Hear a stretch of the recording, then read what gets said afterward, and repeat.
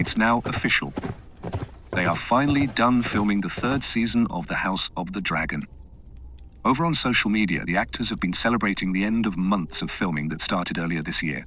For example, actor Steve Toussaint, who is known as the Sea Snake in House of the Dragon, said, "Last day of filming. Once again, it was a blast shooting this season. I think it will be very special, and I hope you all enjoy it." As many of you already know, Season 3 will highlight 4 major events that have been adapted from George R.R. Martin's Fire and Blood, including the Battle of the Gullet.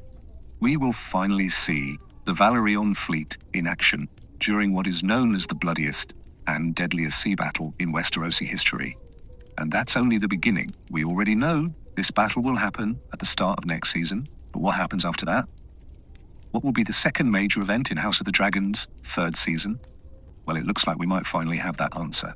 Let's get back to House of the Dragon's updates. The third season of House of the Dragon will feature a new song about the battle by the lakeshore. In this scene, which will happen in the second episode, Demon, Roderick Dustin, Oscar Tully, and Black Ally sing with the army in a camp where the head of Jason Lannister and the lions are on display. It will be another major loss for the Greens. If you haven't read Fire and Blood, you're most likely wondering how Jason Lannister died. The battle by the lakeshore was a major battle fought on the shores of the God's Eye in the Riverlands. It's remembered as the bloodiest land battle during the Dance of the Dragons. This is when Jason Lannister, who is Lord of Casterly Rock, will ride down out of the western hills, descending with all of his force upon the Red Fork in the heart of the Riverlands. The Lords of the Trident will have no choice but to turn around and face him. I hope they actually show everything, because it will likely be the first time. We'll get to see House Stark fight in battle. As you all know, during the Dance of the Dragons, House Lannister fought for the Greens, while House Stark and most of the other disorganized lords of the Riverlands fought for the Blacks. Jason Lannister actually dies during the battle at the Red Fork, not long before the rest of his men arrive on the shores of the God's Eye, where the battle by the lakeshore will unfold. As soon as the Western men landed on the shore of the God's Eye, Lord Lefford discovered he was opposed by Roderick Dustin, who had thousands of mounted winter wolves fighting alongside him. The army of the Western men were attacked that dawn. The next morning, the winter wolves actually led the attack, and their cavalry charging the Lannister men 5 times, but suffering grievous losses in those attempts. Attacked by the Blacks from 3 sides, the Lannister soldiers were gradually forced back into the God's Eye. Hundreds of them died fighting, and hundreds of others drowned while trying to escape. It was a slaughter, and was ultimately the bloodiest land battle of the entire war. The high number of casualties led it to being known as the fish feed by the men who were there. If they are adapting what it says in Fire and Blood, we will see the bloodiest sea battle and the bloodiest land battle in back-to-back episodes at the start of the upcoming season. I've got to be honest though, I have a feeling we will only see the aftermath of the battle by the lakeshore in the first few episodes. They'll want to save one of those major battles for the finale. Now, I also want to show you this new photo that was shared on social media. While you're not able to see their faces, this has been confirmed to be Rhaenyra and Rhaena Targaryen. If you remember, the last time we saw Rhaena was in the season finale after she finally found the dragon known as Sheepstealer. Unfortunately, Rhaena will be given another storyline from Fire and Blood. We will see her mount Sheepstealer in the upcoming season. That's likely why her hair looks so burned in the photo. It looks like Rhaenyra is giving her some comfort after many hard days of trying to mount that dragon.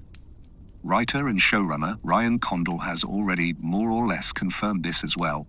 He said, "I think a lot of the story is still kind of in progress, so I don't want to say too much. I would say that we don't do anything on the show without long discussion and consideration, and I would just say that we understand these stories have kind of risen to the top. They get talked about a lot online. Even before I was involved, we understand how important they are to the audience, and I think it's our job to adapt and render them in a way that it might not be exactly what you expect, but is satisfying and hopefully in some cases exciting and surprising. And I think this story is something that falls into a nice area where you can do something that is faithful to the history as written, but also do something very unexpected and different. This is where I actually disagree. I don't understand why these writers always have to do something that is unexpected or out of line. I don't want or need my expectations subverted, especially from the book. I don't see how they can do something that will be faithful to the history as it was written, but also do something that is very unexpected and different. I don't think it's faithful to have a different character fill the shoes of another and still be seen as faithful to the audience. Does he already forget about the romantic relationship Daemon has with Nettles? What will he do about that? Will he abandon it or just have Daemon hook up with his own daughter in its place?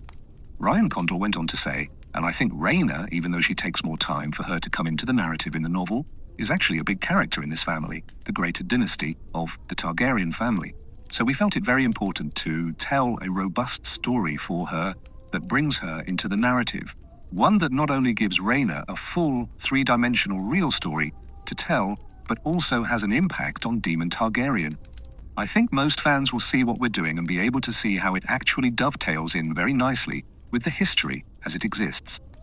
I feel like he could have given Rhaena her very own fleshed-out story that affects Daemon while faithfully adapting Nettle's story as well. The author has already done most of the work for him. And like I always say, all they had to do was adapt what it says in Fire and Blood.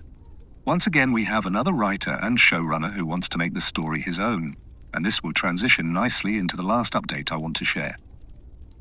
I want to show you what actress Emma Darcy said about House of the Dragon's upcoming season in one of her recent interviews.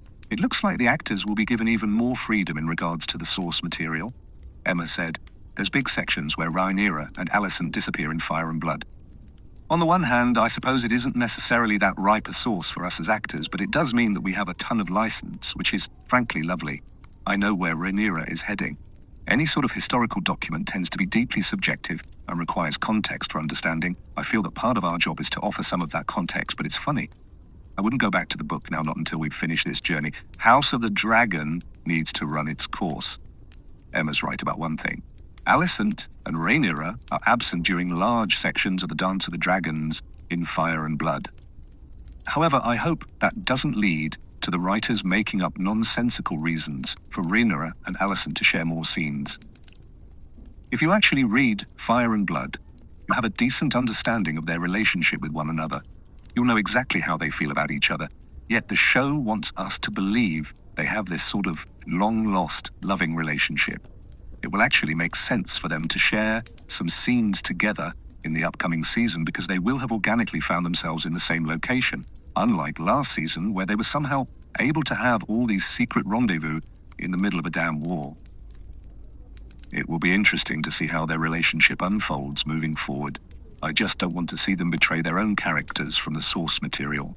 I don't want to see Alicent ready to hand over her children to the enemy's sword. It's why I'm so anxious and excited to see Rhaenyra's reaction once she realizes Aegon has already fled the city.